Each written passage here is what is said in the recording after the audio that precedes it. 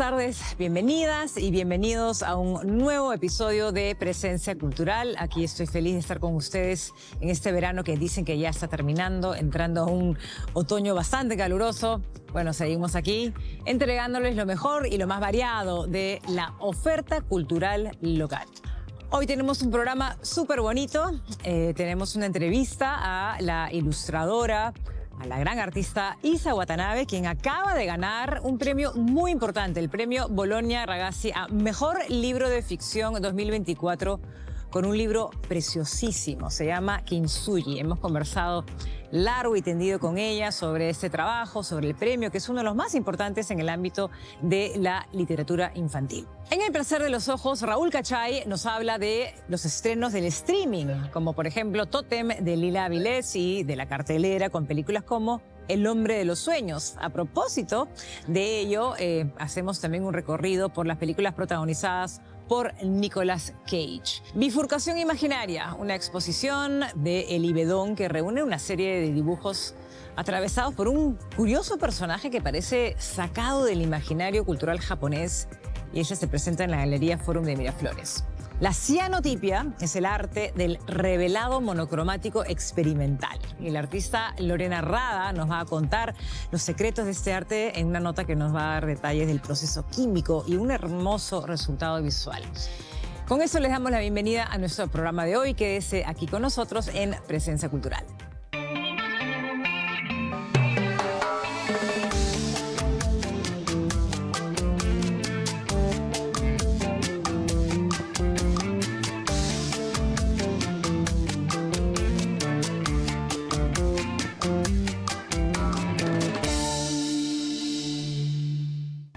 Este libro que tengo en mis manos, confieso que es uno de los libros que más me han movilizado en los últimos tiempos. Kintsugi, de Isa Watanabe. Voy a leer lo que dice en la parte de atrás. Kintsugi es el arte japonés de reparar las piezas de cerámica rotas con una mezcla de resina y oro, de modo que destaquen las grietas restauradas. ¿Qué hacer cuando todo cambia? Cuando algo nos golpea, algo se resquebraja. Este libro silente, inspirado en la filosofía vital del Kintsugi, evoca a través de unas imágenes sugerentes la épica de la resistencia, estar roto y nuevo a la vez, ser bello y único y siempre irreemplazable.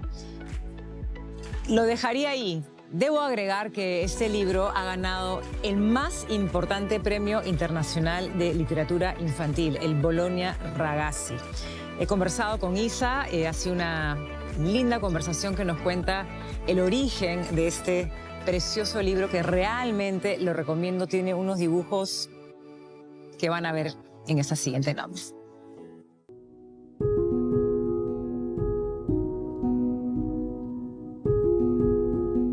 Isa, una de las cosas que más me llamó la atención de manera muy positiva cuando terminé, más que positiva, placentera, diría yo, el silencio que emana toda esta belleza del libro que has hecho. Es un libro que no tiene palabras, que tiene muchas ilustraciones, que de hecho hay así, muchos en el mundo, pero hay algo muy potente del silencio y la expresividad de los personajes. Primero, una cosa muy evidente que es esto, que no tiene texto, porque cuando dibujo, digamos, todo lo que necesito comunicar lo hago a través de las ilustraciones, y ponerle texto es como agregarle algo al final cuando ya para mí está cerrado. El silencio tiene como un montón de formas también, ¿es cierto? Por lo menos en este libro, y es algo que a mí me interesa mucho, que es el silencio como escucha. Dejar espacios en silencio en un libro, para mí es como no terminar de cerrarlo, no contarlo todo, generar un diálogo mucho más horizontal con el lector. Cuando estamos pensando en el lector, no estamos hablando necesariamente de un lector niño, ¿no es cierto? Porque este libro siento que no es un libro necesariamente solo para niños. Sí. No suelen ser muy comunes los libros para niños, que sean libros sin texto, libros que tocan temas difíciles, que hablan de la muerte, de la pérdida, que son los temas que justamente tocan estos dos libros. Porque muchas veces se piensa que hay que proteger a los niños de todas estas cosas, ¿no? Cuando en realidad los libros sirven justamente para elaborar esos temas, ¿no? Que tocan a los niños desde muy pequeños a grandes, a los adultos, y que no tienen, me parece muchas veces, un espacio en el que pausar y poder reflexionar acerca de estas cosas. Claro. Y el silencio en estos libros tiene que ver mucho con eso también. O sea, hay una relación muy vertical entre el autor y el niño. O sea, yo te quiero contar esto, esta es la idea que quiero que entiendas, y te voy a llevar casi de la mano hasta el final del libro. Muy explicado todo, muchas veces con algún tipo de intención pedagógica, de lección, Sí. ¿no? Final. Mensaje final. Un mensaje final. Y no invita demasiado al diálogo con el niño, ¿no? Porque no confías casi en esa capacidad que tiene de tener su propia interpretación, de elaborar el relato desde un lugar más abstracto. El hecho de hacer un libro que esté abierto, porque eso es un poco lo que intento en los dos, que esté abierto a múltiples interpretaciones, que no sea un libro cerrado, que haya un final que tampoco termina de ser un final, eso, como no hay un corte, ¿no? Da lugar a que realmente el niño sea como casi un coautor, ¿no? Le estás dando el espacio, la invitación a que pueda, desde su mirada única, interpretar el libro desde el punto que lo necesita, desde sus propias experiencias.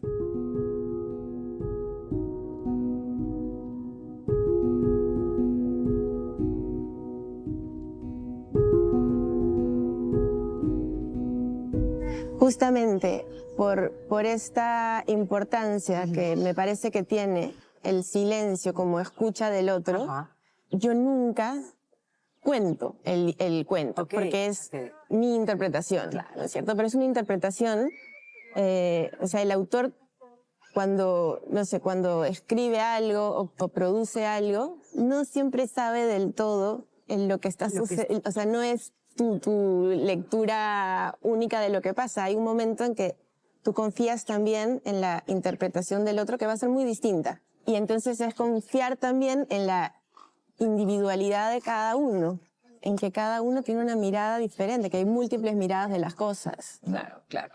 Creo que una de las cosas que más me fascinó fue ver cómo un gesto de los personajes con cabeza de animal maravillosos pueden cambiar tanto lo que uno intuye que está sucediendo, ¿no? Entonces siento que todo el libro está lleno de pequeños cambios de trazo, de ángulos, de pequeñas que te cuentan toda una historia lleno de emociones, ¿no? O sea, es increíble cómo van cambiando los gestos de los dibujos y que te transmite tanto, ¿no?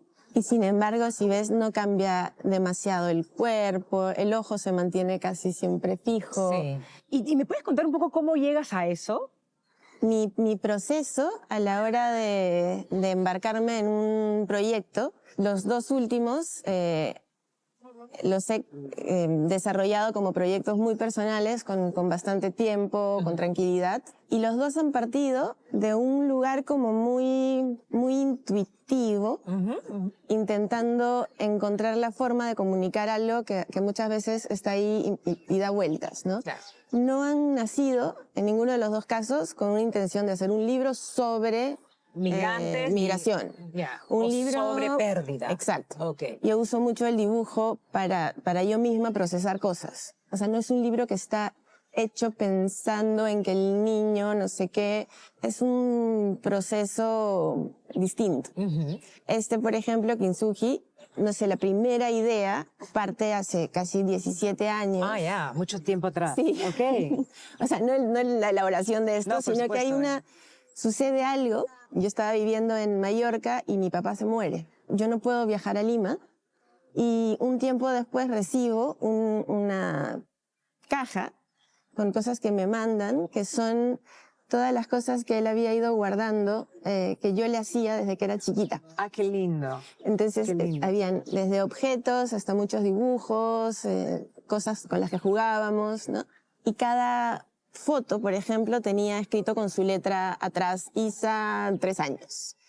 Entonces, de pronto, esa letra, ese gesto, ese pequeño, no sé, la cinta scotch que pegó detrás de la foto en ese momento, adquieren un valor muy diferente, ¿no? Se convierten en algo como muy, muy valioso. Sí, Entonces, sí. cómo un objeto puede representar de pronto tanto, ¿no? Puede representar a la vez la presencia de alguien y la ausencia de alguien. Es como una confluencia de las dos cosas. No puedo dejar de pensar en tu vínculo con los objetos en general, ¿no? O sea, acá tenemos esta colección de pequeños objetos y además el libro está lleno de objetos. Sí.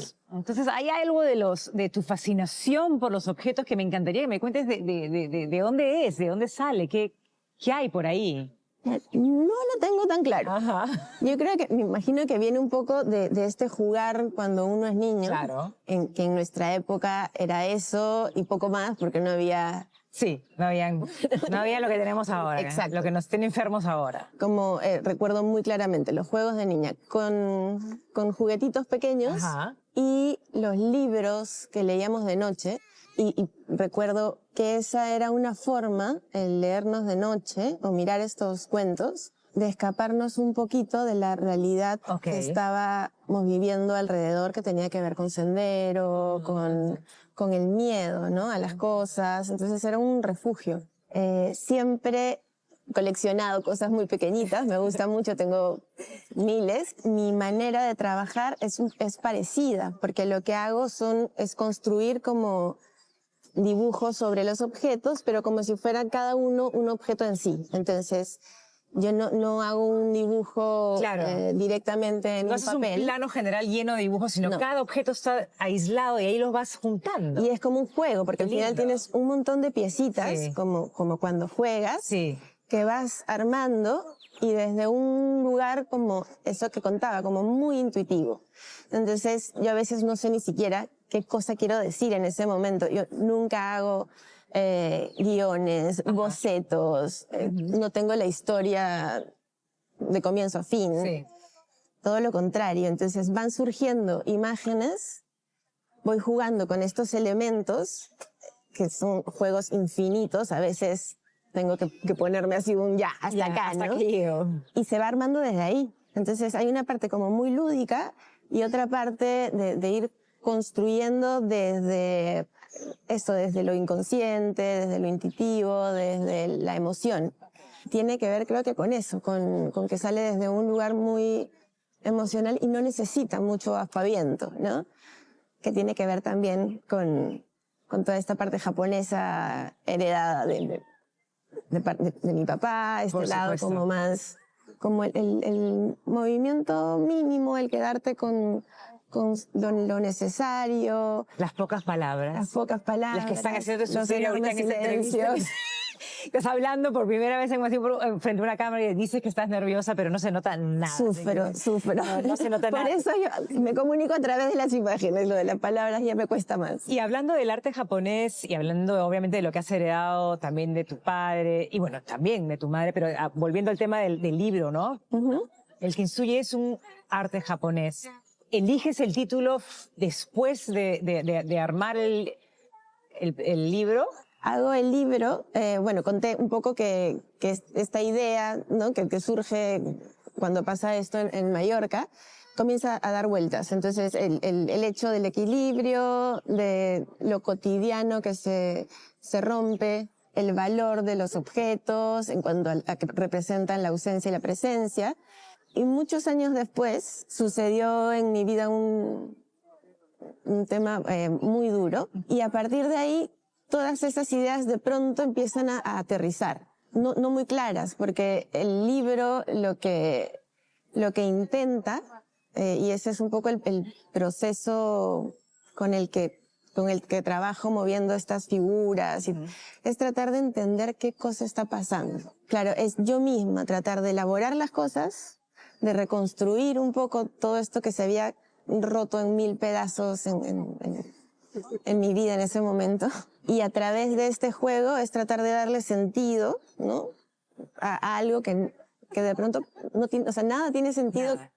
Hay que encontrar un sentido, y es una exploración un poco de eso, que es lo único que podía hacer en ese momento. Además, o sea, solo podía dibujar y nada más, y estar ahí en casa, ¿no? Y al final, no tenía título, porque no era como, bueno, voy a hacer un libro sobre el kintsugi, o voy a hacer un libro sobre la reparación. Y la editora le pone el título, o sea, lo piensa y lo sugiere. Lo pone porque el kintsugi englobaba un poco muchos de los significados muchas de las lecturas que podía tener este libro. Es una técnica japonesa que consiste en reparar los objetos que se han roto con una mezcla de resina y pan de oro. Uh-huh. Al hacerlo así, lo que hacen es resaltar las grietas del objeto roto. Y resaltarlas, dejarlas, claro, ¿no? Y además hacer único el objeto. Porque tú puedes tener 2 tazas iguales, pero si las rompes van a romperse por lugares distintos. Uh-huh. Cuando son pegadas y resaltas eso, estás resaltando también que es único ese objeto, ¿no? Y que probablemente es único y quizás hasta más bello porque ha habido una ruptura muy fuerte. Lo que hacen al final este personaje uh-huh. no es reparar un mismo objeto, sino construir con piezas de diferentes objetos unos nuevos. Porque lo que intentaba un poco decir es que cuando a veces hay estas crisis, intentamos que las cosas vuelvan a ser como son. Y parte de superar estas cosas, que suena así muy, es primero aceptar que no van a volver a ser de la misma forma. O sea, pueden volver a repararse, el equilibrio puede volver, pero ya no como era antes, es algo diferente, no necesariamente mejor o peor. Estos quiebres pueden ser de cualquier tipo, ¿no? Es algo que sucede, hay una crisis que hace que tu mundo se venga abajo, y eso puede ser una mudanza, la muerte de alguien, un cambio de cualquier cosa que altere lo cotidiano, lo que te mantenía a ti un poco en equilibrio.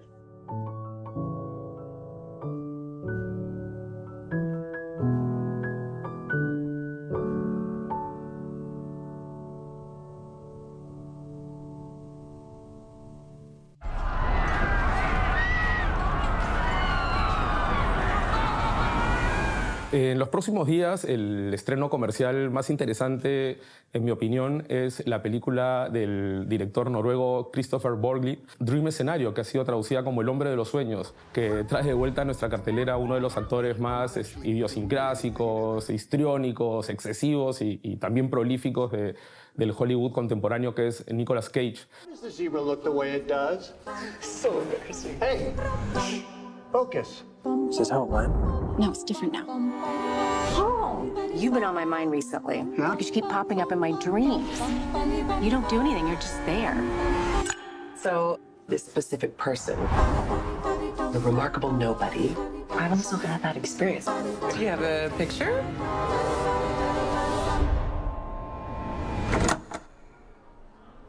Have you been dreaming about me? Have I been dreaming about you? Yeah.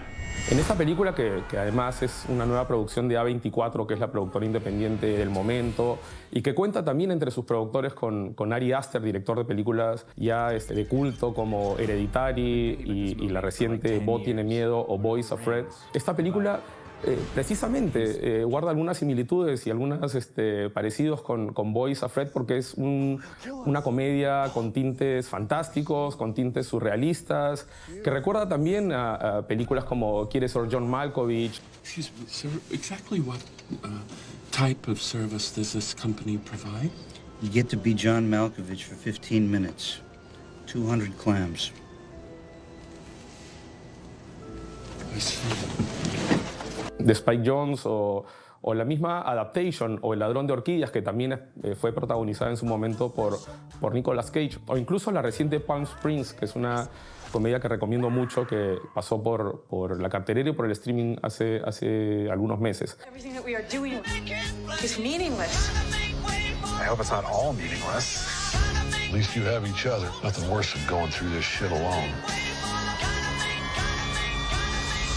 La película trata sobre un profesor universitario aburrido, un escritor frustrado, cuya vida pues, transcurre sin mayores sobresaltos hasta que un buen día empieza a aparecerse misteriosamente en los sueños de otras personas, incluso de personas que no conoce. Y este fenómeno paranormal lo termina convirtiendo en una especie de celebridad, en una especie de meme que se viraliza y que le confiere a este personaje todo el protagonismo y la emoción que su vida nunca antes había tenido.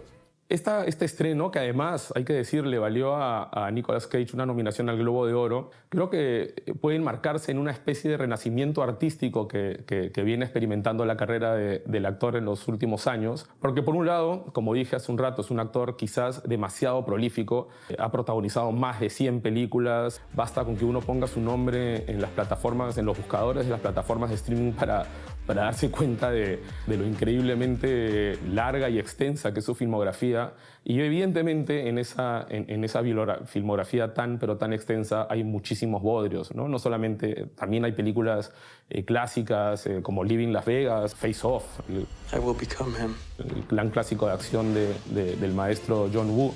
Pero también hay muchas películas que son bastante prescindibles y que quizás se expliquen por una declaración que él dio medio en serio, medio en broma, cuando dijo que había hecho muy malas inversiones en el mercado inmobiliario y eso lo obligaba a aceptar absolutamente todos los papeles que le proponían. I hope I'm behaving after your dreams. Oh, no, you're not. So I'm finally cool, huh? I didn't say that. You hear that, Janet? She's saying I'm a cool dad. Nicolas Cage, que además acaba de cumplir 60 años hace un par de meses, este revival que viene experimentando su carrera se simboliza, por ejemplo, en una película que es extraordinaria y que yo recomiendo con entusiasmo, que la pueden encontrar para alquiler en Apple TV y en Google Play, que es Mandy, del director ítalo-canadiense Panos Cosmatos, que es una película de terror, de acción, de heavy metal, que creo que los amantes del cine fantástico van a disfrutar muchísimo. Y además es una película en la que Nicolas Cage está a sus anchas, demostrando todo su amplio registro y los excesos que lo han caracterizado a lo largo de su carrera. It's crazy evil.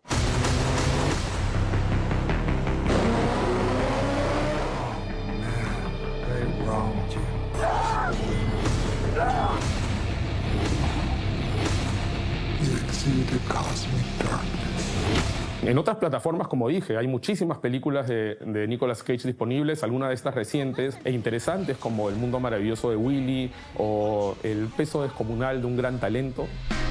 Nicolas Cage, oh my God, I love you. He was so good in The Rock. What about Gone in 60 Seconds? Have you seen Croods 2? No, I'm 44 years old. Why the fuck would I see Croods 2? I've seen Face Off.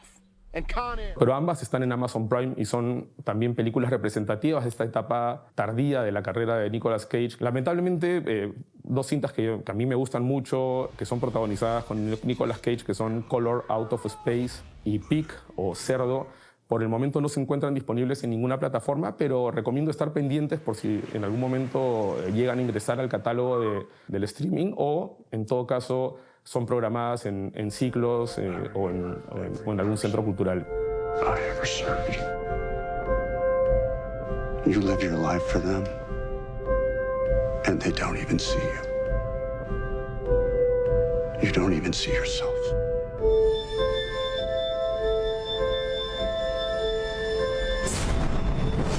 Además de estas películas recientes que ya les dije que pueden encontrar en Amazon Prime y en Apple TV, en Star Plus hay algunos de los clásicos imprescindibles en la filmografía de Nicolas Cage, como por ejemplo Bringing Out the Dead, que aquí fue traducida como Vidas al Límite, del maestro Martin Scorsese, Educando a Arizona, la gran película de los hermanos Coen, y por supuesto Face Off, aquella memorable colaboración entre Nicolas Cage, John Travolta y el gran director de Hong Kong, John Woo.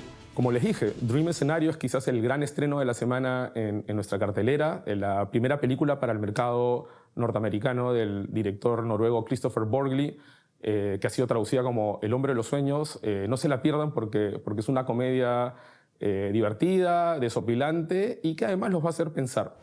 Why me? I don't know. I'm special, I guess.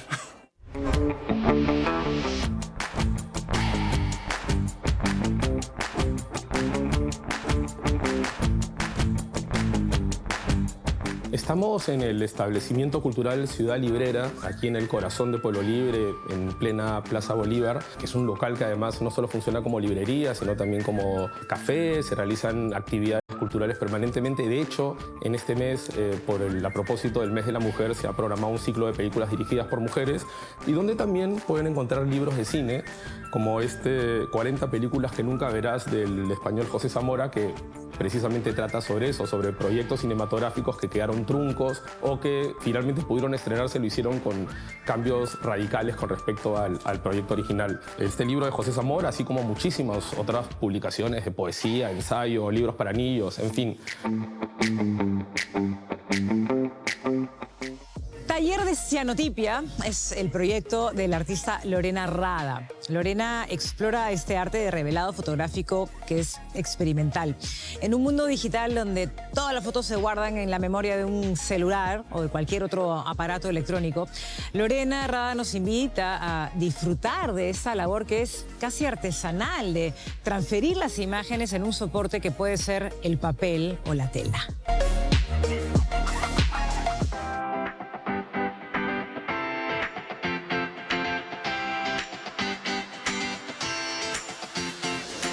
Soy Lorena, soy artista visual y en esta ocasión les voy a contar un poco sobre la cianotipia. Bueno, me dedico al arte desde toda mi vida, dibujo desde muy pequeña. Luego de eso también me especialicé en educación, que es algo que me apasiona. Actualmente vengo desarrollando talleres de arte visual para el público en general. La cianotipia es una técnica de revelado mediante el uso de la luz solar. Es una técnica que se inventó en el año 1842 por un astrónomo, pero curiosamente fue usado al año siguiente por una mujer bióloga llamada Anna Atkins, que recorrió toda Inglaterra recolectando diversos tipos de alga y generando impresiones en negativo sobre una libreta con este químico o estos químicos de la cianotipia. Es una técnica vinculada con los orígenes de la fotografía, por lo mismo que funciona a través del revelado, en este caso a partir de la luz UV. Yo la asocio también con una técnica de grabado, pero de grabado de revelado, ¿no? Es por eso que yo también he sentido interés y me he vinculado. En mi visión particular, pienso que la cianotipia es una técnica híbrida entre la fotografía y el grabado. Mi interés en la cianotipia tiene ya varios años atrás. Algo que me llama la atención es que es una técnica de revelado automático con la luz solar. Entonces, algo que yo quería explorar era cómo diversos objetos o elementos podrían cobrar una nueva forma a partir de utilizarlos en esta técnica. Y yo he observado por años referencias tanto de personas aquí en Perú que trabajan con la técnica, que en su mayoría son fotógrafos de corte analógico, y artistas internacionales que hacen desde moda hasta pues objetos de arte con cianotipia. Entonces, hace unos meses me animé yo también a probar y a experimentar, aprovechando que venía el verano. Y bueno, el resultado me ha encantado, es algo que yo quiero seguir desarrollando ya como un lenguaje propio. Es válido que tú ya tengas alguna idea, digamos, capaz predeterminada, pero también es una técnica que se presta mucho a la exploración y creo que a partir de eso es que es fácil de conectar con ella.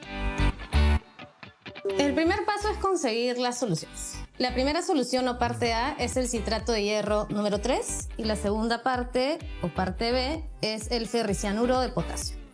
Estas dos soluciones deben mezclarse en iguales partes, ¿no? Primero diluirse en agua y luego juntarse en un recipiente en donde ambas soluciones se unirán y formarán ya la solución de la cianotipia. Esta solución es la que luego untaremos sobre papel o sobre otras superficies, como en este caso una piedra, y lo que va a generar es la impresión de un elemento, ya sea una hoja, una pluma, un arete, cualquier objeto, hasta una fotografía o negativo fotografía. Conforme más traslúcido sea, más capas podremos ir viendo. O sea, yo creo que ahora ya con la práctica cuando hagamos el ejercicio vamos a poder comprender mejor de qué va.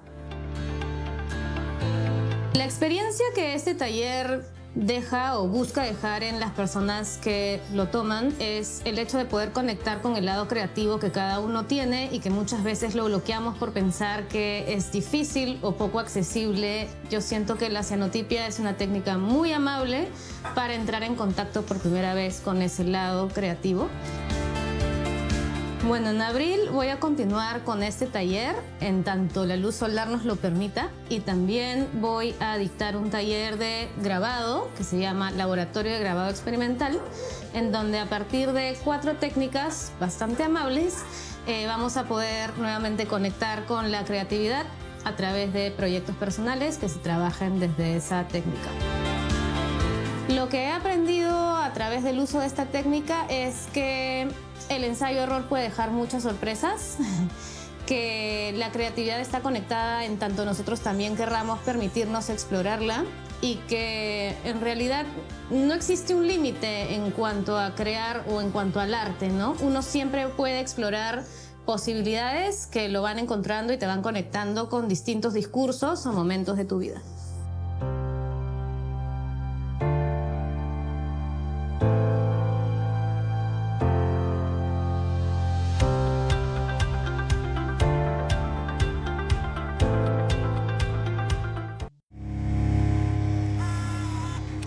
I love you. Love you. En las últimas semanas llegaron casi en simultáneo a la plataforma de streaming Netflix 2 películas muy interesantes que, si bien difieren en cuanto al estilo, al lenguaje audiovisual que emplean, obviamente también en cuanto a la procedencia de las películas, guardan muchas afinidades que las hacen, yo diría que perfectas para una doble sesión de cine en casa. Me refiero a la película Tótem, el segundo largometraje de la mexicana Lila Vilés, que, bueno, una película que muchos cinéfilos peruanos recordarán porque el año pasado fue la gran ganadora del Festival de Cine de Lima y, bueno, también obtuvo otros reconocimientos en Morelia, en el Festival de Berlín.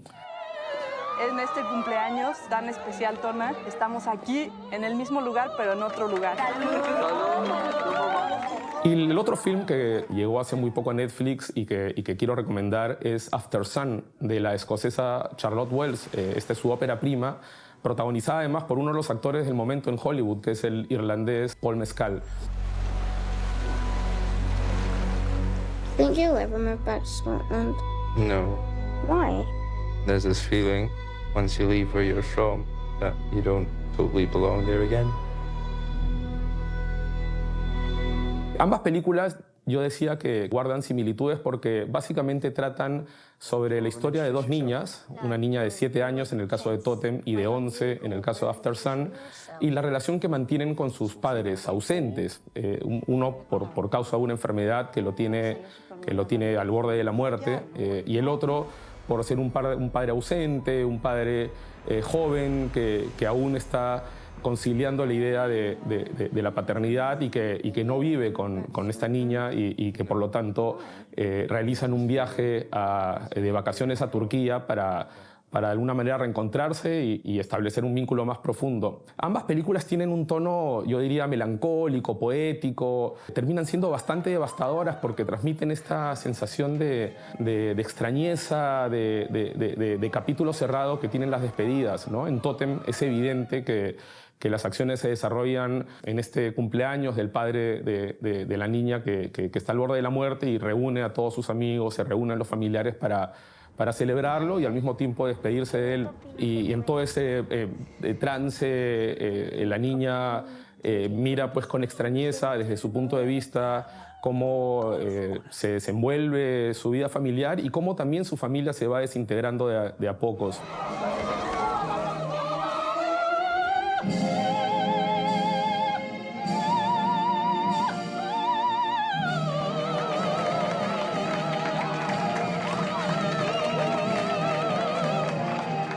En el caso de After Sun, la película también está narrada desde la perspectiva de la joven protagonista, pero en este caso bajo el filtro de los recuerdos de esta niña ya grande que rememora este viaje que hizo con su padre a Turquía 20 años antes. Las dos películas también cuentan elementos autobiográficos, están basadas en los recuerdos de sus respectivas directoras y por eso, como decía al comienzo de este bloque, creo que son perfectas como para programar una doble sesión. Son películas que tratan del vínculo entre niñas y padres, pero también sobre el ejercicio de la paternidad. Creo que son dos películas muy interesantes que probablemente sea lo más atractivo que presenta el catálogo de Netflix en estos momentos.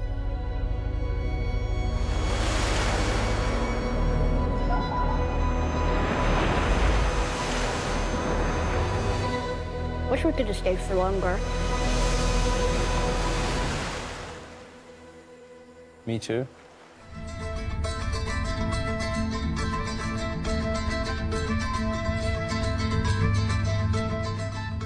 Tu papá se fue a buscar trabajo, ¿no?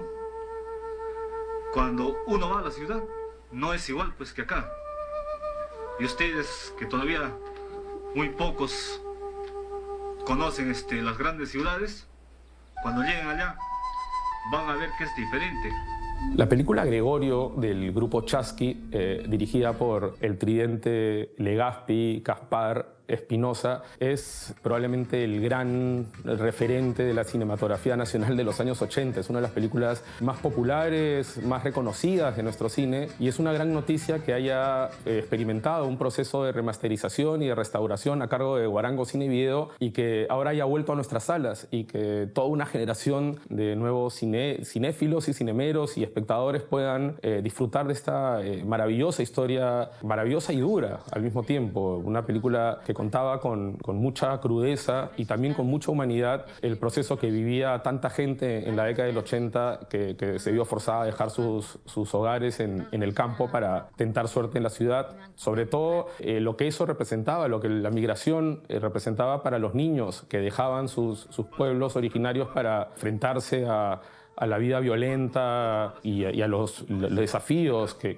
impone la gran ciudad, protagonizada por Marino León, que luego volvería a retomar el personaje en la película Anda, corre y vuela de Augusto Tamayo. De hecho, se podría decir que Gregorio generó una especie de universo ficcional propio, universo cinemático, porque después de Gregorio, el grupo Chasqui, algunos años después, estrenó la película Juliana, con Rosa Morfino, que también es muy, muy recordada y es otro de los grandes films de aquella década en nuestro cine. La película ha vuelto a las salas, es una película que vale la pena ver en una sala de cine, en una pantalla grande, y sigue el mismo camino que han tenido otros clásicos de nuestro cine, como La Muralla Verde de Armando Robles Godoy, que también fue remasterizada y exhibida hace poco en un ciclo precisamente dedicado a clásicos de nuestro cine restaurados. Y por supuesto la película Cholo, dedicada al futbolista, el biopic dedicado al futbolista Hugo Sotil, que también fue remasterizada, restaurada y pudo ser vista más de casi 50 años después de su estreno original. Es una gran noticia que los clásicos de nuestro cine vuelvan a las salas y es una gran noticia también que empresas como Guarango apuesten por la restauración de estas piezas audiovisuales que forman parte de nuestro legado cultural. No se pierdan Gregorio, que es un clásico de nuestro cine y que creo que nunca antes se vio y se escuchó tan bien como ahora. Cuando hay viento, entra la arena en la casa. En la cama también, hasta en la comida. Bien de temprano hay que levantarse. Primero para ir a buscar agua, de lejos se trae. Después para ir al Parque Canepa. El micro se demora casi 2 horas de ida y 2 horas de vuelta. Si regresas tarde, es muy peligroso. Hay rateros. En lo oscuro se esconden. 2 veces me han agarrado con cuchillo y me han quitado mi plata. Ni chicos ni grandes respetan.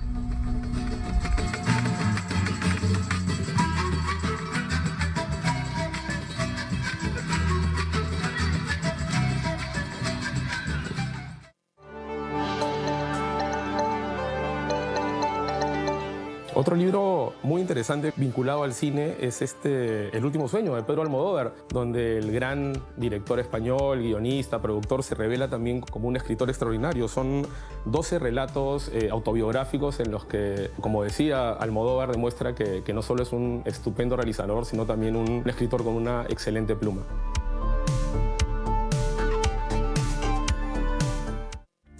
Bifurcación imaginaria es el nombre de la exposición del artista Elie Bedon. Elie Bedon ha trabajado sus dibujos con bastante realismo, preciosismo y cuestiona la esencia de las identidades, recurriendo a la figura de un personaje salido de la imaginería de la cultura japonesa. Aquí les presentamos la exposición de Elie Bedon en la Galería Ford.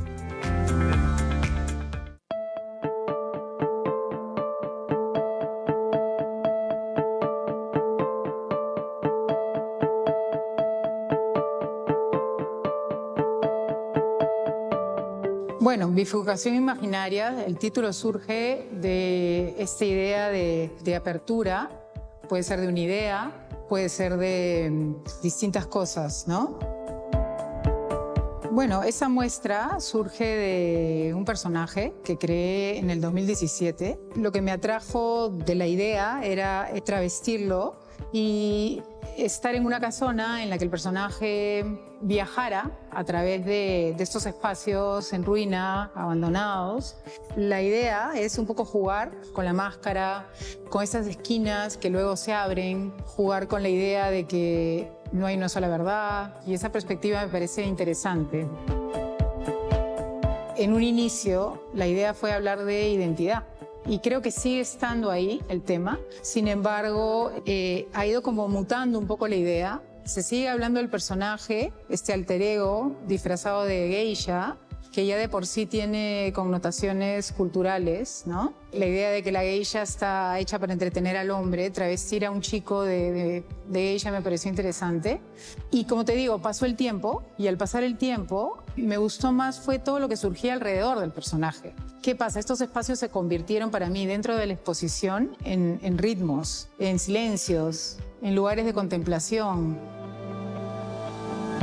Arranca la muestra con el personaje y el personaje va dando vueltas. No lo ves en muchas de las piezas, pero termina saliendo de esta casa. Y bueno, un poco la idea es esa, o sea, encontrarte en estas esquinas que te llevan a algo más. A este personaje que pareciera que está atrapado, pero tampoco está atrapado porque si te das cuenta, todas las piezas tienen como una luz que no te ubica en ningún lugar, porque ese foco que tengo yo ahí hace que no te ubiques.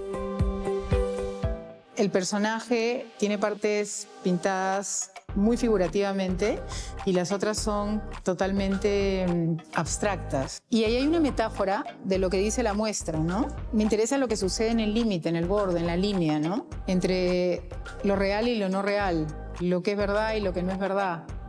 Pero esa apertura y esas fracturas, porque si te das cuenta hay muchas fracturas también dentro de las mismas piezas, ¿no? Desde mi punto de vista son como muy seductores, entonces te habla, sí, de una ruptura, pero que te lleva a algo mucho más profundo y más interesante, y a mí eso me seduce, ¿no?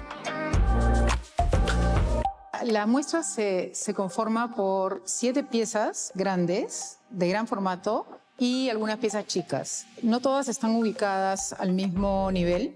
Tienes al personaje, tienes los silencios, que son los espacios, tienes las esquinas, que tienen una luz encima, ¿no? Que es este cielo blanco, que te invita a preguntarte cosas. Creo que Bifurcación Imaginaria es una muestra que habla de muchas cosas y que da pie a muchas cosas, y eso es lo que me parece interesante. A mí me da la impresión que es poético, que es como un cuento, estoy narrando una historia, son las historias de todos en el momento en el que quieres encajar, ¿no? Dentro de un esquema que no está permitido en el sistema, ¿no? Creo que es una conversación entre el espectador y lo que se ve. Hay mucho de contemplación en las piezas y en esa contemplación van a surgir las preguntas que cada uno quiere hacerse, ¿no?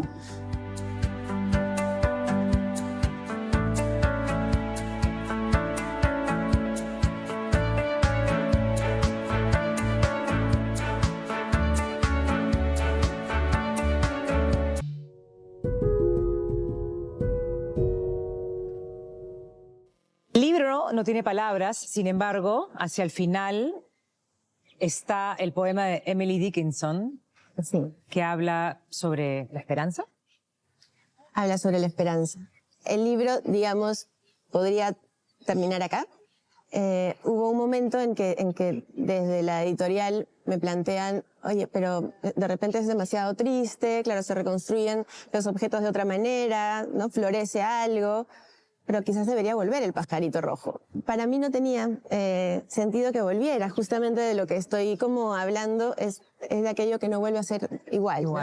En esto que vendría a ser la guarda, se posa el pajarito rojo, uno lo puede interpretar como quiera, y este es un poema que me envió mi amiga Maite Mujica, y creo que es algo que hay que tratar de no perder en todo ese proceso, ¿no? Esa esperanza que comentaba en que las cosas van a terminar acomodándose. La esperanza es esa cosa con plumas que se posa sobre el alma y canta la melodía muda que no cesa jamás y se escucha dulcísima en el viento. Habrá de ser muy dura la borrasca para batir al pájaro chiquito que a tantos dio calor.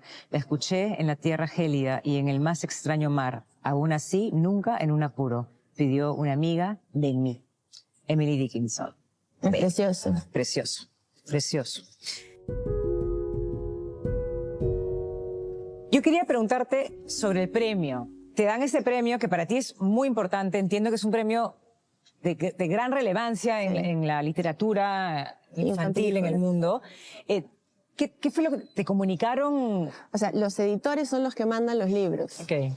No, y es un concurso abierto, no hay bases. La única base creo que es que sea dirigido a público infantil y juvenil. Okay. Y es la feria más importante del mundo de literatura infantil y juvenil, siempre centrada además en la ilustración. Me llamó mi editor por videollamada, porque él está en España, y de verdad que me costó mucho como creer y aterrizar la idea, porque no es un libro fácil, es un libro que abre como otras maneras de contar quizás, o sea que ya existen mucho, pero que terminan reforzando que esto también es importante, ¿no? Los libros más abiertos, más poéticos, silenciosos, no cerrados.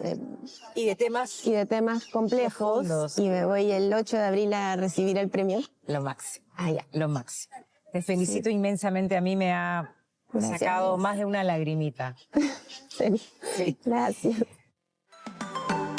Este ha sido un programa muy especial por varios motivos. Por la delicadeza, la finura de los trabajos de nuestras invitadas, tanto Isa Watanabe como Lorena Rada, Eli Bidón, que de alguna manera imprimen constantemente su creatividad, su fuerza, su sutileza, su originalidad en las obras que presentan en sus respectivas áreas: la literatura, la ilustración, la cianotipia, el dibujo. Invitadísimos quedan a acercarse al trabajo de estas tres mujeres que representan con orgullo y mucha originalidad lo más actual de la cultura de artes plásticas local. Gracias por permitirnos acompañarlos hoy en este penúltimo programa del mes de marzo. Nos vemos la próxima semana, el domingo a las 6, aquí, como siempre, en Presencia Cultural.